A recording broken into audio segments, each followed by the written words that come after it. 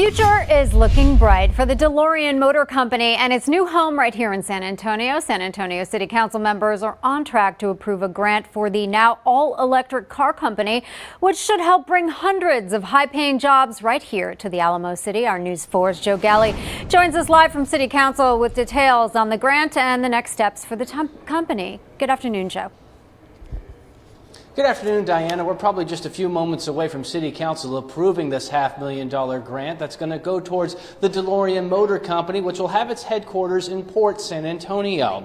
Now, here's what the city's going to get out of this agreement. The agreement is contingent on the company investing about $18.5 million in personal property and creating 450 jobs. And this is where it gets interesting. The average pay and the average salary for those jobs is going to be about $145,000 a year. And there's going to be positions paying at least $50,000 a year. Now, about 80% of those jobs are going to be associated with design, testing, and engineering. Here's what the CEO of DeLorean had to say on to why he wanted to have his headquarters here in San Antonio. Ultimately, this was not a decision about money. This was because other states offer a lot more zeros than you do. What you offered was people. What you offered was the willingness to say yes. What you offered as an organization, as a group, was making us feel welcome and say, we might not have it, but we have a way how to get there. Thieves targeting catalytic converters. In January and February, nearly 500 people filed police reports for stolen auto parts in Austin. It's not only an economic issue, but a public safety threat as well. CBS Austin's Melanie Torrey looks at how law enforcement and private companies can work together to stop thieves in their tracks. At this facility in San Marcos, catalytic converters get broken down for this biscuit of valuable material to reclaim the precious metal inside. It's a process that's not only important for the economy, but the environment too. PGM of Texas is one of North America's largest catalytic converter recyclers.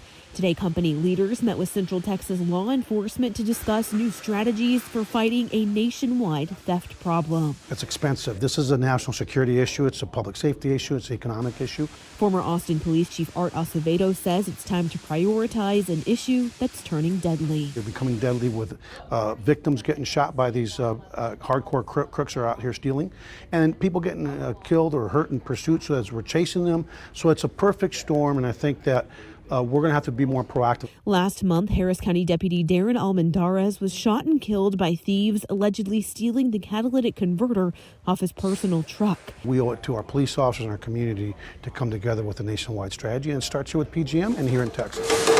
At PGM's recycling center in San Marcos, crews extract the precious metals inside.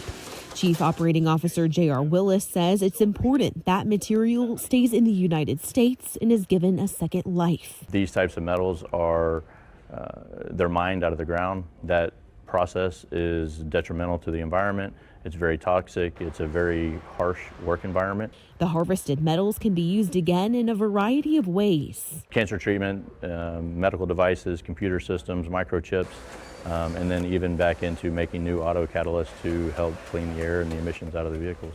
Next month, their meetings continue, drawing more people into the conversation, including lawmakers. They believe responsible businesses can continue recycling catalytic converters while working with law enforcement to find new ways of keeping thieves out of the equation.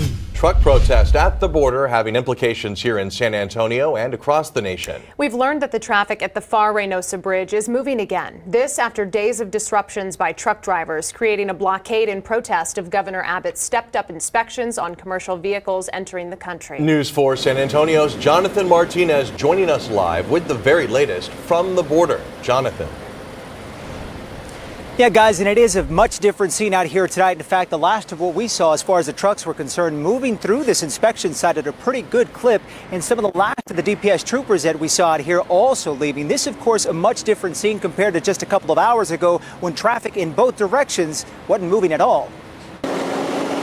Big rigs are finally on the move again at the Pharr-Reynosa International Bridge. This after days of disruptions by truck drivers creating a blockade protesting Governor Abbott's stepped-up inspections. It took 2 days to cross, that's right. After waiting several hours and sometimes even days to cross the border, truck drivers arriving to the U.S. are glad to be here. Beforehand, this was not normal. 2 days, maybe half a day, depending on how long the line is. Meantime, drivers waiting for days to head back to Mexico are just as glad to finally be on their way. We want a faster process from the state. And if they can help us with a faster processes, because we're waiting 3 to 4 days to cross with one box. Despite things finally being reopened on both sides of the bridge after temporarily being halted, some still have concerns over the impact the bottleneck of the border has created and just how long the wait could still be for truck drivers. Please speed up the process because, yeah, it's a lot of hours. It's tiring and it's hard.